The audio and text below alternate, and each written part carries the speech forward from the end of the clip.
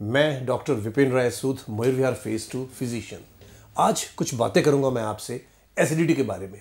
बहुत ही common problem है। Normal जब हम खाना खाते हैं, खाने को पचाने के लिए नॉर्मल एसिड की जरूरत होती है, जो कि हर आदमी में एसिड होता है। कितना खाना पचाने के लिए एक पर्टिकुलर अमाउंट ऑफ एसिड की जरूरत पड़ती है। किसी वजह से अगर ये डिसबैलेंस हो जाए, एसिड ज्यादा बनने लग जाए, तब ये एसिड स्टमक में प्रॉब्लम क्रिएट करने लगता है और इस बीमारी को हम एसिडिटी कहते हैं। इसका और भी दूसरे नाम है, जैसे एसिड पेप्टिक डिसीज दूसरे नाम से कहा जाता है। सिम्टम्स, क्या सिम्टम्स है इसके? पेशेंट्स को कैसे पता चलता है कि एसिडिटी है? सबसे कॉमन सिम्टम एसिडिटी में पेट में दर्द, ऊपर के हिस्से में दर्द, जलन, खट्टे डकार, बर्निंग पूरे चेस्ट में होती है और स्पेशली ये खाना खाने के बाद होती है। लेकिन कंफर्म करने के लिए हम लोग अपर जीआई एंडोस्कोपी करते हैं।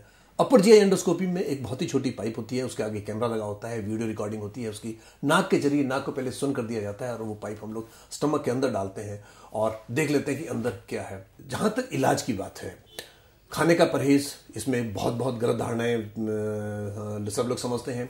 कोई स्पेसिफिक डाइट का परहेज इसमें नहीं बताया जाता। पहले हम लोग दूध रिकमेंड किया करते थे, आज से बहुत साल पहले, लेकिन अब ठंडा दूध रिकमेंड नहीं किया जाता। अब देखा गया है कि लॉन्ग टर्म स्टडीज में उसके कोई बहुत फायदे नहीं होते।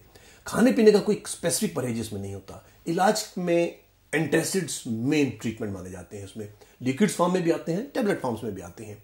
लिक्विड्स फॉर्म में डोज इसकी काफी ज्यादा होती है, 4-4 चम्मच 3 बार या 4-4 चम्मच 4-4 बार, या जैसी जरूरत पड़ती है हम लोग देते हैं। टैबलेट्स में 2 ग्रुप आते हैं, H2 रिसेप्टर ब्लॉकर और पीपीआई। इनको हम 2-4 हफ्ते के लिए देते हैं, पर किसी किसी केस में जिनको बार बार एसिडिटी होती है, लंबे समय तक दवाइयां दी जा सकती हैं। लेकिन किसी किसी पेशेंट में जब ये प्रॉब्लम बार बार होती है तो उसको लंबे समय तक भी देना पड़ सकता है। 2 महीने तक, 4 महीने तक, 6 महीने तक, या कभी कभी 1-1 साल तक इस तरह की मेडिसिन दी जाती है। लेकिन वो सिर्फ डॉक्टर की गाइडेंस में ही देने चाहिए। That's all.